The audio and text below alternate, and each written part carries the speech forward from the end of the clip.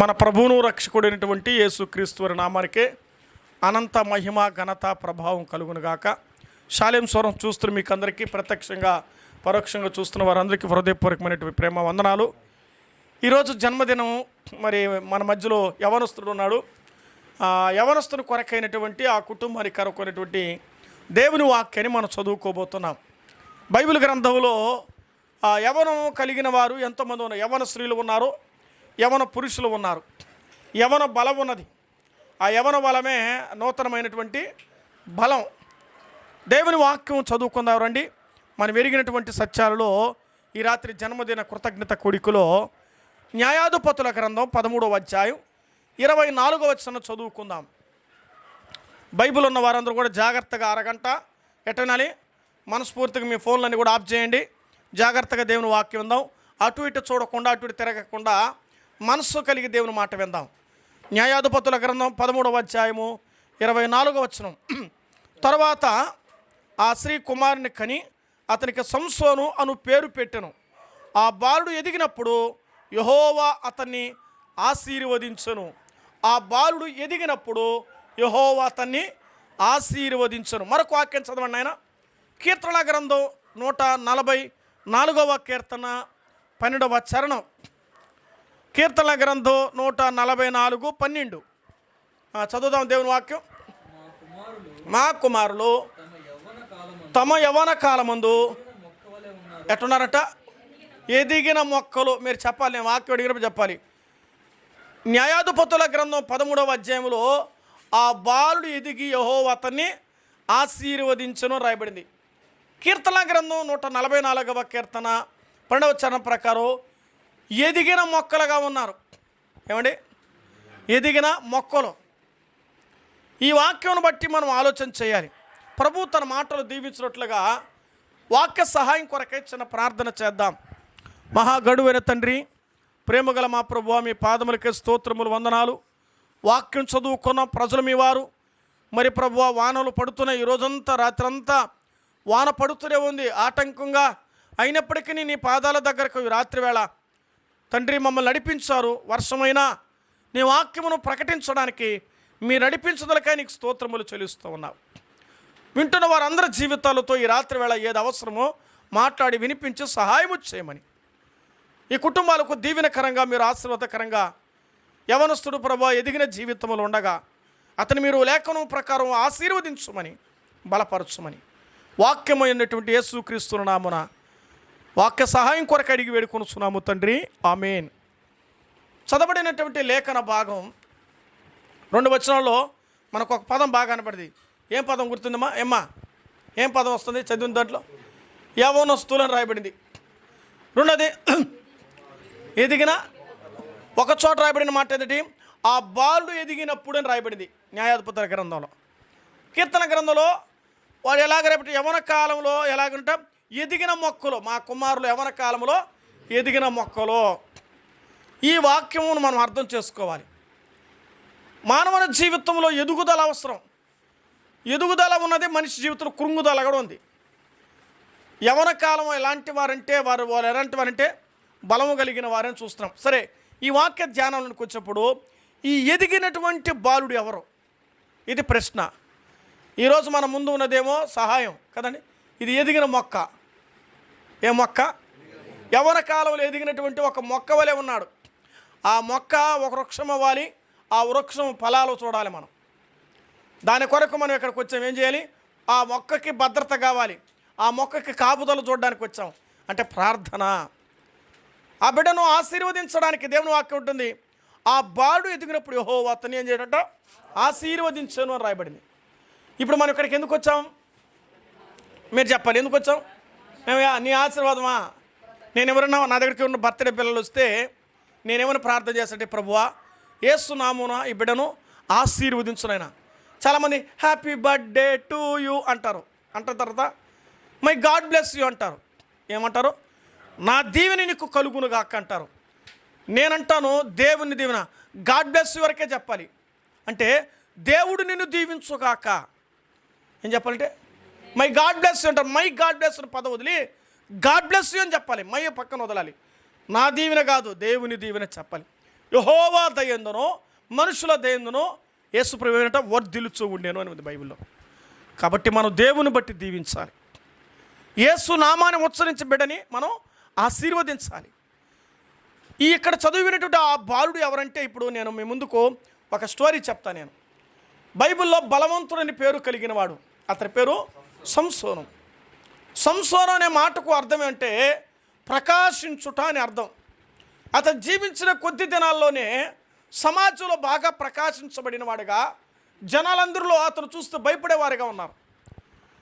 భయపడే పరిస్థితి చూస్తున్నాం. ఎందుకంటే సంసోను ఫిలిష్తీయుల చేతిలోండి ఇశ్రాయేలు విడిపించడానికి ఎన్నుకోబడినటువంటి ఒక నాయకుడిగా దేవుడు ఏర్పరచుకున్నాడు.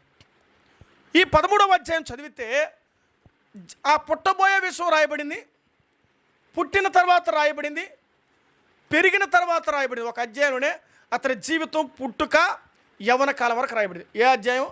న్యాయాధిపతుల గ్రంథం 13వ అధ్యాయం. ఇక్కడ మనం చదివితే వీళ్ళ తల్లిదండ్రుల పేరు కూడా మనం చదువుతాం. మీరు కావాలంటే బైబిల్ గ్రంథంలో చూద్దాం రండి.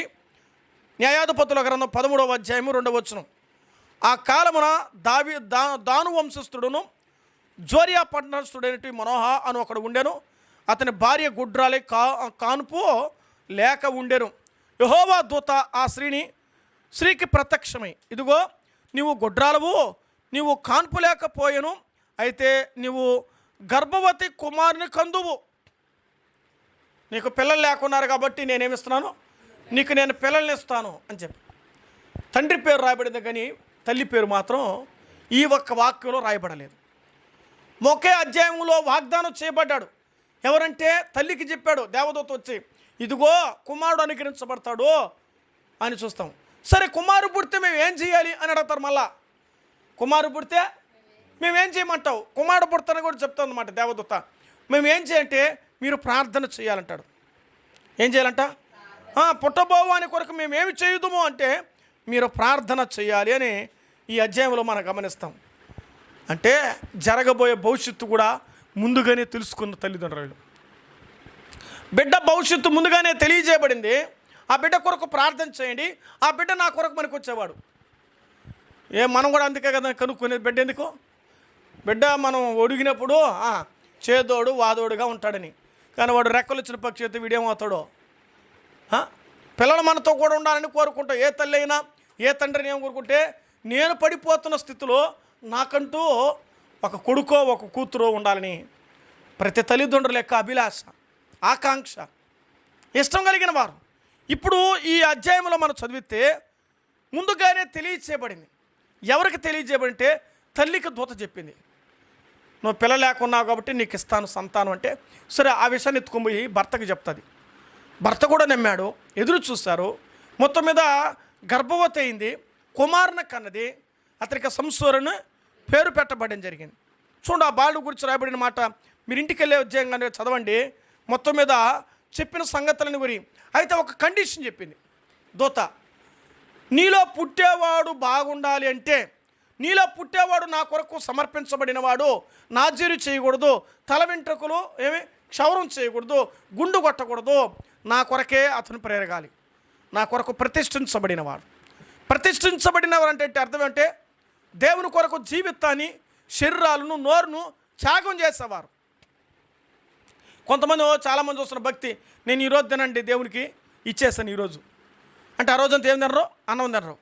అంటే నాజీరు చేయబడిన వారు, ఒక వ్రతం పూరుకున్నవారు, వాళ్ళు ఒక తీర్మానం చేసుకున్నారు. మనం కూడా చాలామంది క్రైస్తవులు ఆదివారం ఏం చేయరు? అన్నం తినరు, టిఫిన్లు తినరు, ట్యాబ్లెట్ కూడా వేసుకోరు. కొంతమంది అయితే, అందరూ కాదులే, కొంతమంది అది కూడా వేసుకోరు. సిద్ధపడి ప్రభువుని రొట్టె రసపాత్ర తీసుకున్న తర్వాతనే మరికొన్ని చేసేవాళ్ళు. అది వారి వ్యక్తిగతం, అది వాళ్ళ ఇష్టం. దాన్ని మనం కాదనడానికి వీల్లేదు. సమర్పించబడినప్పుడు నాజీరు చేయబడిన వారిగా ఉండాలని సంగతిని చెప్పిమాట. మొత్తానికి అలాగే పెంచింది, అలాగే ఆమె ఉన్నది. మొత్తం మీద కుమారుడు జన్మిస్తాడు. ఈ కుమారుడు జన్మించిన తర్వాత ఎదిగాడు. ఎదిగిన తర్వాత దేవుని కొరకే పనికొచ్చే వ్యక్తిగా తయారు అయ్యాడు. ఇతని జీవిత విధానంలో మనం గమనిస్తూ ఉన్నాం. ఇప్పుడు ఇతని గురించి మనం బాగా ఆలోచన చేస్తే ఇతనికి కొన్ని 4-5 పాయింట్లు మనం చదవాలి. ఇశ్రాయేలు కొరకు అయినటువంటి న్యాయాధిపతిగా యవన కాలంలో నిలబడ్డాడు. ఒక సమాజానికి ఒక రోల్ నాయకుడయ్యాడు. దేవుని ప్రజలకి ఒక హీరోగా ఉన్నాడు. ఎవరిని బట్టి? ఇంటిగా కాదు బలం, ఆ దేశానికి బలం ఎవరు? సంసోను. సంసోను ఉంటే వాళ్ళు జనమంతా కూడా హాయిగా ఉంటారు. చాలామంది అంటారు కదా, వాడు లేదు ఇల్లు గలగల గలగల సైలెంట్గా ఉందబ్బా, వాడు కానీ ఉంటే ఇల్లు బలి గందరగోళంగా ఉంటుంది, కలగా ఉంటుంది. వాడు ఉంటే ఒక బలం, కొండంతా బలం. ఇశ్రాయేల్ బలం ఎవరు తెలుసా? సంసోను. అతడు ఉన్నందువల్ల వీళ్ళు బాగున్నారు. ఎవరు బాగున్నారంటే ఇశ్రాయేల్ ప్రజలు బాగున్నారు. సంసోనే లేకపోతే ఇశ్రాయేల్ జీవితం ఫిలిష్తీయుల చేతిలో అవమానించబడతారు. ఫిలిష్తీయులు ఇశ్రాయేల్ ప్రజలు లెక్క లేకుండా మాట్లాడతారు, చాలా తక్కువగా మాట్లాడు, చిన్న చూపు చూస్తారు. మన భాషకు బాగా అర్థం అంటే కలెక్టర్ దగ్గర బయట గేట్ వాచ్మెన్ ఎట్టనే తిడతాడు. ఎందుకు చెప్ప? ఆయన అధికారి.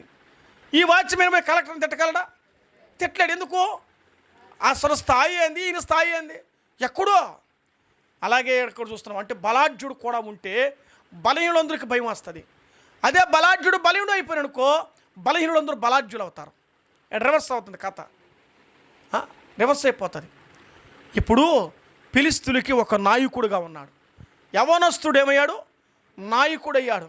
ఏం వాళ్ళు ఇంటికి పెద్ద కొడుకు ఎట్ట ఉండాలి? నువ్వు నాయకుడు. చాలామంది అంటారు, ఎందుకుదా పెద్ద కొడుకుగా పుట్టానో, బాధ్యతలన్నీ నా నెత్తి మీదకే వస్తుంది. చిన్నోడు నైసు తప్పించు ఏమని మాడితే వాడు చిన్నోడు వాడికి ఏమి తెలియదురా, చిన్నోడు వాడికి ఏమి తెలియదురా, చిన్నోడు వాడికి ఏమి తెలియదు అంటారు. సమాజంలో చూస్తున్న చిన్నోడు అనడానికి అర్థం ఏమంటే కొన్ని విషయాలను బట్టి వారిని అలా చెప్పాల్సి వస్తుంది. ఇక్కడ సంసోను గురించి మనం చదివితే ఇశ్రాయేలుకు ఒక న్యాయాధిపతిగా ఉన్నాడు, ఒక అండ, ఒక కొండగా ఉన్నాడు. కాబట్టి యవనస్తులు కుటుంబానికి ఎట్టుండాలి? తల్లిదండ్రులకి ఎట్టుండాలా? అండగా ఉండాలా, అవమానంగా ఉండాలా? తెలుసుకో. ప్రతి కుటుంబంలో యవనస్తురాలు ఎట్టుండాలి? నాయనా ఎట్టుండాలా? చెప్పామే, భయం వద్దు. అది అండగా ఉండాలి, ఆవేశం కలిగి మాట్లాడడం కాదు. తల్లిదండ్రుల మాట మనం ఏం చేయాలి? వినాలి. ఈరోజు ఒక ఆమెతో మాట్లాడుతుంటే ఆమె పడుతున్నటువంటి ఫోన్లో ఆనందానికి హద్దు లేదు. తల్లిదండ్రులు కోరుకునే మీ దగ్గర ఆస్తిపాస్తుల ఐశ్వర్యాలు కాదు, అనుకోగలిగి వాళ్ళు చెప్పినట్టుగా విని వాళ్ళు చెప్పినట్టుగా జీవిస్తే 10 మందిలో ఫలానా కుమారుడు, ఫలానా తల్లి యొక్క కొడుకు అని అనిపించుకుంటే చాలు. ఇంకేం గోళ నీ దగ్గర వచ్చి. వాళ్ళ పిల్లకలు ఎంత మంచోళ్ళయ్యా, ఆ బిడ్డలు పెంచింది వాళ్ళ తల్లి, ఆ బిడ్డలు పెంచడం నాయన, వాళ్ళ నాయన కంటే వీడు మంచోడబ్బా, మీ కొడుకు భలే మంచోడు అంటా ఉంటే కడుపులో ఆనందం ఏడ కనిపిస్తుంది చెప్పండి? కరెక్ట్గా చెప్పినావు అక్క, కళ్ళల్లో కనిపిస్తుంది. ఎదుటివాడి ఆనందం కళ్ళులో చూడొచ్చు, కడుపులో ఉండేది కళ్ళలో కనిపిస్తుంది. ఆ విధంగా బ్రతకాలి యవనస్తులు. నీ తల్లి నిన్ను కూర్చి తల దించుకోకూడదు. ఏం చేయకూడదు? నువ్వు ప్రశ్నించాల్సిన అవసరం లేదు. తల్లికి కంటే నీకు అంత జ్ఞానం ఏం కాదు. నువ్వు తల్లికి మంచి చెడు తెలుసు, తండ్రికి మంచి చెడు తెలుసు. ఒకవేళ తండ్రి సరిగ్గా లేకపోవచ్చు, తల్లి సరిగ్గా లేకపోవచ్చు, నువ్వు సరి చేసుకోవాలి. సరేలే వీళ్ళు బ్రతుకులు ఎలాగని మనం మారుదాం అనుకోవాలి. అందరూ తల్లులు నీతిగా ఉండరు, అందరూ తల్లులు అనీతిమంతులుగా ఉండరు. కొందరు అట్టా ఉన్నారు, కొందరు ఎట్టా ఉన్నారు. అర్థమవుతుందా? నీతిమంతులు కలిగిన వారు ఎందుకు కొరకో, అనీతిమంతులు కలిగిన ఎందుకు కొరకో నువ్వు ఆలోచించాలి. ఏదైనా ఒక మాట చెప్పాలంటే నీవు ఆమె కుమారుడివి, నీకు ఒక తండ్రి ఉన్నాడు. వాళ్ళ మాట వింటే నువ్వేమవుతావు? యవన కాలంలో నువ్వు బాగా ఎదిగినావు, నీ ఇష్టంగా తిరిగేసేది కాదు. తిరిగి గూటుకొచ్చేస్తావు. వయసు అయిపోయే కొద్దికి ఒక స్థిరమైన ఉద్యోగం లేకపోతే అర్థమవుతుంది బాధ. అప్పుడు ఎంతంటే వాడా చదివినాడే కానీ ఎందుకు ఉప్పు కూడా పనికి రాలేదు, వాడేం సంపాదించడం అమ్మ నాయన తెచ్చేస్తుంటున్నాడు. ఆ మాట వస్తూ ఉంటే ఆ తండ్రి పెంచి ఆ తల్లి పెంచి ఏం తెచ్చావు ఇప్పుడు తల్లిదండ్రులకు? నువ్వు ఇదిలా ఏం తెచ్చావా? వాడేం పోయేదిలే ఏమిలా అంటే వాడు చదువులే సంజయ్లా, వాడు ఉద్యోగం చేస్తే ఏమిలా, వాళ్ళ అమ్మ నాయన మాట ఇన్ని ఉంటే కదా. అమ్మ క్రైస్తవ దేవుని బిడ్డలు మాత్రం ఆ పేరు దేవుని మనకు అవమానం తేకూడదు. ఆలోచించు. నీకు ఇంకా అవకాశం ఇచ్చాడు దేవుడు. ఈ మీటింగ్ ద్వారా నీకు ఒక అవకాశం ఇచ్చాడు. ఈ జన్మదిన కూడికలో నువ్వు మారేదానికి ఒక అవకాశం. నేను ఇలాగే ఉంటాను, నేను ఇలాగే చేసుకుంటాను, నాకు అన్నీ తెలిసినని నీకు నువ్వే అనుకోవద్దు. తన్నేవాడు ఉంటే తల్లదన్నే వాళ్ళు ఉంటారంట సామెత. తన్నేవాడు ఉంటే నేనే జ్ఞాని అనుకోకూడదు. కొన్ని విషయాలు నాకు రానప్పుడు నేను తగ్గి ఎదుటి నేర్చుకోవాలి. నిజమా కదా? నాకేమొచ్చు, నేను పెద్దోడు కదా, నేను గొప్పవాడు కదా అంటే కుదరదు. కొన్ని నేర్చుకోవాల్సినప్పుడు తగ్గి నేర్చుకోవాలి. బాగుపడే విషయాలు చెప్పేటప్పుడు మనం వినాలి, దాని మీద మనసు ఉంచాలి, దాని మీద ఆలోచించాలి. పెద్ద చిన్న గౌరవం మర్యాదలతో నింపబడి ఉండాలి. మనం ఆలోచించాలి. న్యాయాధిపతిగా ఉన్నందువల్ల ఇశ్రాయేల్ ప్రజలు ధైర్యంగా ఉన్నారు. యవనస్తుడు ఎదిగినందువల్ల కుటుంబానికి అంత మాత్రమే కాదు, తన దేశానికి ఎలాగున్నాడు, ఒక అండగా ఉన్నాడు. యవనస్తులు కుటుంబానికి ఎట్లా ఉండాలి? ఆవేదనగా ఉండకూడదు. గుర్తుపెట్టుకోండి, అండగా ఉండాలి కానీ ఆవేదనగా ఉండకూడదు. అండగా ఉండాలి కానీ అవమానం తెచ్చేవారుగా ఉండకూడదు. ఎవరు? ఎదిగిన యవనస్తులు న్యాయాధిపతులుగా బ్రతకాలంటే, న్యాయాధిపతులుగా బ్రతకాలంటే ఆలోచించండి. ఒక తండ్రి రిక్షా దొక్కి తండ్రి కూతుర్ని కలెక్టర్ చేయనాడంట. ఏం దొక్కి? అప్పుడు ఫస్ట్ ఇంటర్వ్యూలో చెప్పింది, ఏం చెప్పింది తెలిసిన తల్లి ఆ కూతురు, మా నాన్న ఒక రిక్షా దొక్కి ఈరోజు ఈ డ్యూటీ కూడా నేను రిక్షాలోనే వచ్చిందని చెప్పిందంట. మనమైతే ఏం చేస్తుంటాము నాన్న? ఏమన్నా మనమైతే బుక్ చేస్తుంటాము, ఏం కారా? వాళ్ళ ఒకప్పుడు వాళ్ళ బ్రతుకులు ఎలాగున్నాయో ఇప్పుడు చూద్దాం. వచ్చి సాక్ష్యం చెప్తుంది, నా తండ్రి ఇదే రిక్షాలో తీసుకొచ్చి నన్ను చదివించాడు, ఈరోజు నేను ఇంత ఏను అనే కారణం ఆ రోజు నా తండ్రి చెప్పిన మాట ప్రకారం నేను లోబడి యవన కాలంలో చదివి నా కుటుంబానికి, తల్లిదండ్రికి ఇప్పుడు అందరూ నాకు నమస్తే చేస్తుంది. అమ్మా నీ చదువు నీ క్యారెక్టర్ నీకు గౌరవించిందట. యవన కాలంలో తీరిపోయి బ్రతికేవో బతికినంత వరకు నీకు అవమానమే. యవన కాలంలో ఒక న్యాయాధిపతిగా, ఒక నాయకుడిగా బ్రతకడం నేర్చుకోవాలి. ఎప్పుడైతే నువ్వు అలా బ్రతకతావో అది నీ కుటుంబానికి, నీకు ఏమవుతుంది? ఆశీర్వాదకరంగా మార్చబడుతుంది. న్యాయాధిపతికి ఉన్నటువంటి సంసోను చూస్తూ ఉన్నాం. ఆ తర్వాత చూద్దాం రండి, న్యాయాధిపతుల గ్రంథం 16వ అధ్యాయంలో చూస్తే సంసోను యొక్క క్యారెక్టర్లు 2వది 16-17 ఏం రాబడింది? అప్పుడు అతడు తన అభిప్రాయం అంతయు ఏందట ఆమెకు, ఎవరికంటే ఆమెకే, దెలీలాకి, ఒక వేశ్యకి తన బలం గురించి చెప్పాడు. సబ్జెక్ట్ ఆలోచించాలి. ఎదిగిన తర్వాత, బలాఢ్యుడైన తర్వాత బలమును కలిగింది. ఈ బలము ఎక్కడిచ్చాడు? నా బలం ఎక్కడుందో తెలుసా? నా వెంట్రుకల్లో ఉందన్నాడు. అర్థమైందా? కొంతమందికి దేవుడు బలం ఎక్కడిచ్చాడా? ఏనుగు బలం ఏడిచ్చాడు? తొండములు ఇచ్చాడు కదా. ఏనుగు బలం తొండములు ఇచ్చాడు. జింకకు బలం ఏడిచ్చాడు? కాళ్ళలో ఇచ్చాడు. చేపకు బలం ఎక్కడిచ్చాడు? నీళ్ళలో ఇచ్చాడు. నిజమా కదా? మనిషికి బలం ఎక్కడిచ్చాడు? మనిషికి బలం ఏడిచ్చాడా? కండ బలం, అండ బలం, గుండె బలం, ధన బలం. ఇలాగనుకుంటున్నావు నువ్వు. ఈ బలాలన్నీ భౌతికంగా పనికి వస్తాయేమో కానీ ఆత్మీయ జీవితంలో నువ్వు ఆత్మీయుడు బలవంతుడు కావాలి. బలవంతుడైన వాడుగా, ఎంచబడిన వాడుగా మనం చూస్తూ ఉన్నాం. యవన కాలంలో మీరు ఎలాగుంటారండి? ఎవరైనా బలహీనులుగా ఉండరు, యవన కాలం బలవంతులుగా ఉంటారు. యవన కాలంలో ఎలా పరిగెత్తారంటే జింకలాగా పరిగెత్తారు, పులిలాగా పరిగెత్తారు. వృద్ధాప్యంలో ఎట్లుంటారా? తాబేలాగా ఉంటారు. మళ్ళా ఎందుకు? తాబేలు అలా నడుస్తుంది, వృద్ధులు అయిపోతే నిదానంగా నడుస్తారు. మా కుమారులు ఏం రాబడుతుంది? ఎదిగినటువంటి యవనస్తులు. ఈరోజు యవనలో మనం ఏమి చేయాలి? ఎదిగిన స్థితిలో ఉన్నటువంటి యవనస్తుడు ఒక వృక్షంగా మార్చబడాలి. ఆ తర్వాత దేవుని వాక్కులో మనం చూద్దాం రండి. బలవంతుడైనటువంటి సంసోను చూస్తూ ఉన్నాం. 3వ చూద్దాం రండి, 13వ అధ్యాయము 5వ వచనం. న్యాయాధిపతుల గ్రంథం 13:5.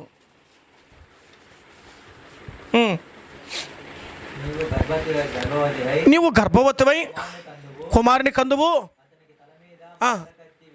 మంగళకత్తి వేయకూడదు, దేవునికి నాజీరు చేయబడిన వాడై.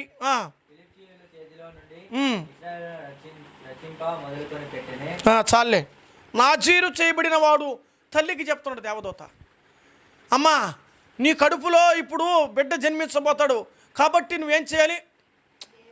నువ్వేం చేయాలంటే నువ్వేం చేయాలో తెలిసిన జాగ్రత్తగా ఉండాలి. ఇప్పుడు మీకు బాగా అర్థమని చెప్తాను. బిడ్డ ఆరోగ్యం కొరకే బిడ్డ తల్లి కన్నిన తర్వాత ఏముంటుందంట? ఆమె పత్తి ఉంటుంది. ఏమంటే అర్థమవుతుందా? ఏదిగా చెడి బిడ్డ తిందో కంట్రోల్గా ఉంటుంది బిడ్డ కోసం. బాగా తినేస్తుంది అనుకో, బిడ్డకి పాలిస్తుంది కాబట్టి జలుబు, జ్వరం, దగ్గు అన్నీ వస్తాయని చాలా నోరు కట్టుకుంటుంది. అర్థమవుతుందా? ఇప్పుడు మీ ఇక్కడ చెప్పవలసిన మాట అంటే తల్లి తన బిడ్డ కొరకై తన జీవితం వ్రతమోగ చేసుకుంది. ఆమె మొక్కుకోలేదు, వ్రతం చేయబడింది ఆమె జీవితంలో. ఆమె జీవితంలో ఎప్పుడైతే దేవదూత చెప్పే కొద్దికి తల్లి లోబడిపోయింది. అయ్యో నాలోంచి కడుపు వస్తే, తర్వాత బిడ్డ కలిగితే, కొడుకు వస్తే ఇప్పుడు దేవుని కొరకు ప్రతినిధిగా అవుతాడని చెప్పాడు కదని దేవదూత మాట తల్లి విన్నది. మీరు నమ్ముతారు లేదో, బిడ్డ జన్మించేదాకా తాను ఎటువంటి అపవిత్రాలుగా ఎంచబడలేదు. ద్రాక్షారసమైన, అక్కడ రాబడిన మాట అదే కదండి, మద్యమే కానీ ద్రాక్షారసమే కానీ అపవిత్రమైన దేనిని నువ్వు తినకూడదు, నోరు కూడా కట్టుకునింది. ఎవరా తెలుసయ్యా? మీ అమ్మ నీకోసం ఏం కట్టుకుంది? ఇప్పుడు పిల్లకెళ్ళి పుట్టగానే ఏం చేస్తున్నారా? ఎవరికి? తల్లికి ముందే ఇంజక్షన్లు వేస్తారు. ఒక బిడ్డ జన్మించాలంటే ఏం చేయాలి?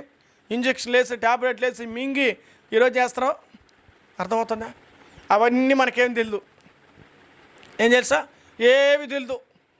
ఇప్పుడు పెద్ద అయిన తర్వాత ఏం నాకు తెలీదా అంటారు. నువ్వు చెప్పి నాకు తెలీదా?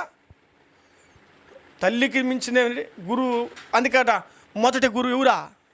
ఒరే నాయన, అమ్మ, తల్లే. నీ మొదటి గురువు తల్లి. కాబట్టి తల్లి ఒడిలో నువ్వు నేర్చుకున్నావు. అమ్మే నాయననరా, అవ్వనరా, తాతనరా అనకపోతే ఎవరు చెప్పరు. ఒక మాట చెప్పంటే తల్లిదండ్రులే నువ్వు అనాథరని చెప్పుంటే లాస్ట్కి ఏమవుతుందా? అంతే ఆలోచిస్తున్నావు. పక్కన వాళ్ళు చెప్పినా నమ్మరు. తల్లిదండ్రులు చెప్తేనే బిడ్డలు నమ్మేది. ఈరోజు నువ్వు తండ్రి, తల్లి అని, అవ్వ, తాతని, సంఘమని, దేవుని పిల్లల్ని, సేవకులని నేర్పించారు. కాబట్టి నువ్వు ఏం చేయాలంటే ఈ వాక్యం ప్రకారం నువ్వు ఆలోచించాలి. తల్లి వ్రతం పూనుకున్నట్టుగా యవ్వన కాలంలో నీ తల్లిదండ్రుల కొరకు కొన్ని తెంచుకోవాలి. ఏం చేయాలి? తల్లి ఆ రోజు కడుపు కట్టుకున్నది, నువ్వు భూమి మీద కట్టబడ్డావు. ఆ రోజే తల్లి గారు కడుపు కట్టుకోకపోతే అపవిత్రాలంటే సంసోను జన్మించేవాడే కాదు. ఇక్కడ మీకు అర్థం కావాల్సిన విషయం యవ్వనస్తులకి అంటే, ఆ రోజులో వాళ్ళు కట్టారు, ఈరోజు నువ్వేం చేయాలి? నువ్వు కట్టుకోవాలి. ఏం కట్టుకోవాలి? నీకు ఇంక అర్థమైపోయింది. ఈ లోక ప్రేమల్లో జాగ్రత్తగా ఉండాలి, ఈ లోక మాటల్లో జాగ్రత్తగా ఉండాలి, ఈ లోక చూపుల్లో జాగ్రత్తగా ఉండాలి, ఈ లోక బ్రతుకులో జాగ్రత్తగా ఉండాలి. ఈరోజు ఎలాగైపోయిందంటే ఏమండి, చాలా ఘోరాతి ఘోరాలు అయిపోయినాయి అమెరికాలో. మన దగ్గర బిడ్డలు బాగుంటారు, ఆడకి పోతే తెలుస్తుంది స్టోరీ. ఏం స్టోరీయా? మొత్తం అసలు స్టోరీ తెలుస్తుంది. నాకు వస్తున్నాయి కదా కంప్లీట్లో. నాకంటే చాలామంది స్టూడెంట్స్ ఉన్నారు, చెప్తా ఉంటారు, ఏమ్మా బాగుండవమ్మా, అబద్ధం. యారు సార్ ఇప్పుడే పడ్డాను సార్, ఏమిగా ప్రేమలో పడ్డాను సార్, నాకే చెప్తున్నారు. ఇంక నేనేం చేయాలి? ఏమ్మాయి మీ అమ్మ నేను సాకేం చేయడా సార్? అది లేకపోతే వాల్యూ లేదు సార్, కాలేజీలో ఇమేజ్ డ్యామేజ్ అయిపోతుంది సార్ అంటున్నారు. ఓపెన్ బీటెక్ స్టూడెంట్లు చెప్తున్నారు నాకు. మీకు టెక్ వచ్చేసింది, ఇక్కడ హైటెక్ అయిపోయారు మీరు. నాకే చెప్తున్నారు వచ్చి.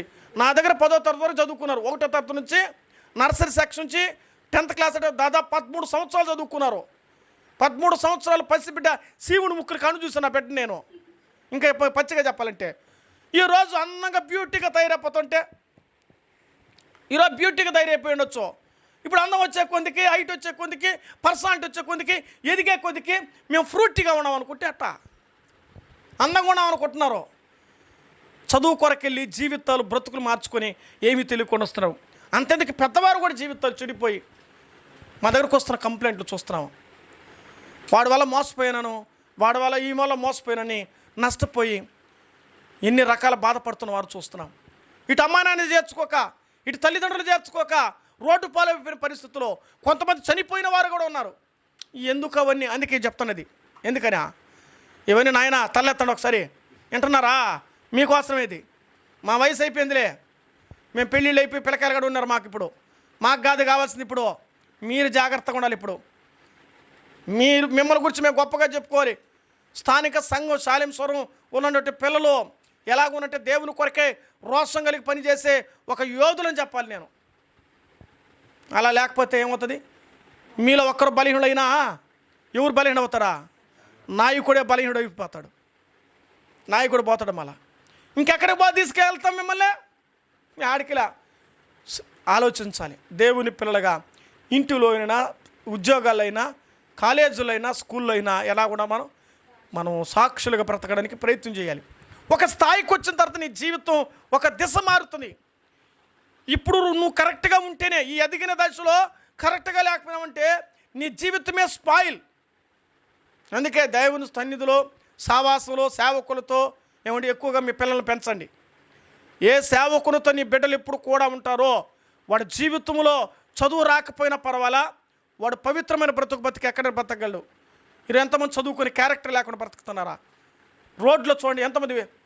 ఒక ఆయన హువా హువా అంటున్నాడు. ఆయన ఏమి చదువుకున్నా? బీటెక్ చదివినాడు. రోడ్డు తాగి పడిపోతున్నాడు. ఆయన బీటెక్ చదువుకున్నాడు, మళ్ళా ఉద్యోగం వచ్చింది ఉండలా, రోడ్లో పడిపోతున్నాడు. బలహీనత ఏర్పడిపోయింది.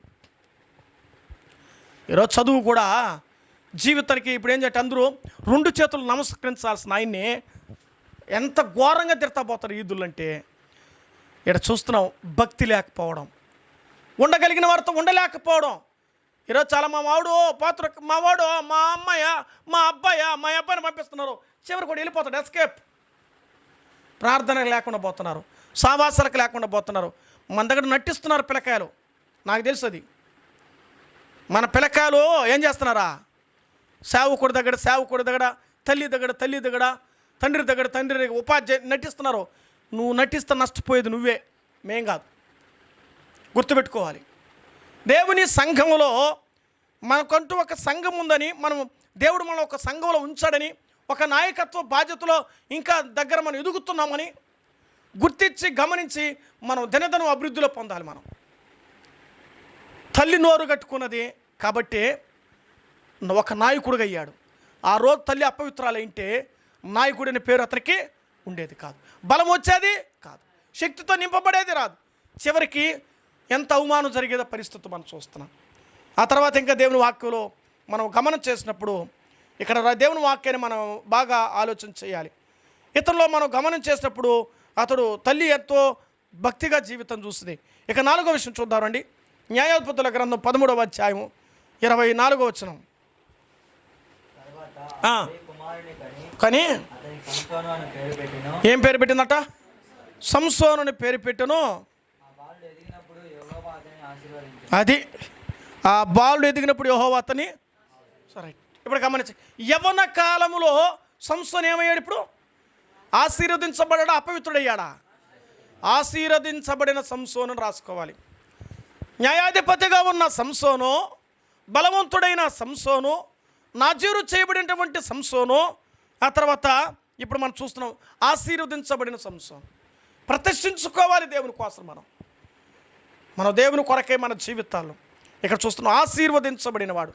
బైబిల్ అంటే చిన్నలేమి పెద్దలేమి తన యందు భయభక్తులు గల వారిని యెహోవా ఆశీర్వదిస్తాడు. మా ఆశీర్వాదం అంటే ఎవరు ఇవ్వాలి తెలిసిన? ఇంతకాలం ఇన్ని రోజులు ప్రయాణంలో పనిపాటలో ఏమయ్యాడు? ఈ సంవత్సరం గాయం తగిలింది కాలికి, ఊహించిన మలుపు కదా. దేవుని మహాకృపని ఎక్కువ కాకుండా దేవుడు సహాయం చేశాడు. ఎన్నో ప్రమాదాలు, ఎన్నో ప్రయాణాలు, రాకపోకల్లో, దేహ విషయాల్లో దేవుడు తప్పిస్తూ ఇంతకాలం యవ్వన కాలం బిడ్డని ఎదిగింపజేశాడు కదా. మనం చూస్తున్నాం యవ్వన కాలంలోని కొంతవరకు బిడ్డను సాగలిగామంటే అది దేవుని యొక్క మహా కృప. మనం భోజనం వరకే పెడుతున్నాం, కాపాడుతున్నదంత ఎవరు? దేవుడే. ఒకని జీవితానికి ఆధారం ఎవరంటే దేవుడే ఆధారం. జన్మించడానికి దేవుడే ఆధారం, జీవించడానికి కూడా దేవుడే ఆధారం. కాబట్టి యవ్వన కాలంలో ఉన్న వారి జీవితాలకి ఇక్కడ మీరు గమనించాల్సిన విషయం ఏంటంటే, వీళ్ళు ఇంత ఎదగడానికి కారకులు ఎవరు చెప్పండి? ఇప్పుడు ఇంతసేపు యవనస్తుల గురించి చెప్పిన, ఇప్పుడు మీరు చెప్పాలి, పెద్దలు చెప్పాలి. ఇప్పుడు ఇంతగా ఎదగడానికి ఎవరు కారకులు? అది తల్లిదండ్రులు ముఖ్యంగా ఉండాలి. నువ్వు బయలుదేరితే ప్రార్థనకే, నువ్వు బైబిల్ చదివితే, నువ్వు పాట పాడితే, నువ్వు మోకరిస్తే, నువ్వు మందిరానికి వస్తూ ఉంటే నీ బిడ్డలు కూడా, నువ్వే రాకపోతే నీ బిడ్డలు కూడా రారు. తల్లిదండ్రులు బాగున్నందు వల్లనే దేవుడు ఆ కుటుంబానికి, మనోహా కుటుంబానికి బలాఢ్యునిచ్చారు. వాళ్ళు ప్రార్థన చేస్తారు, దేవదూతల మాట నమ్మారు. ఈరోజు పిల్లలు లేక ఎంతమంది ఏడుస్తున్నాండి.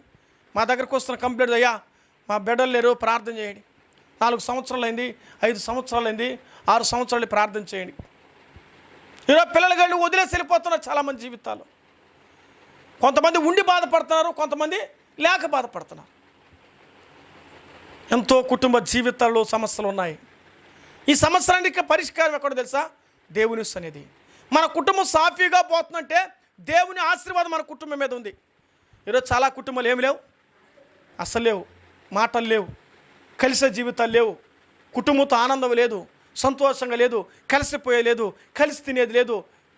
అర్థం ఇంకా ఎక్కువ చెప్పకూడదు. ఇదండి జీవితం. అందరూ ఉంటారు, ఎవరెవరు మాట్లాడుకోరు, అందరూ ఉంటారు, ఎవరెవరు కలిసి తినరు. కుటుంబంతో ఆనందంగా తినే జీవితాలు కూడా లేకుండా పోయినాయి ఈ రోజుల్లో. కారణం ఏంటో తెలుసా? సరైన విధంగా బ్రతకకపోతే మన జీవితాన్ని మనమే కొని తెచ్చుకుంటున్నాం. నిజం చెప్పేవాడు నేనైనా, వినేవారు మీరైనా, చదివేవారు బైబిల్ ఎవరైనా సరే, నీ కుటుంబాన్ని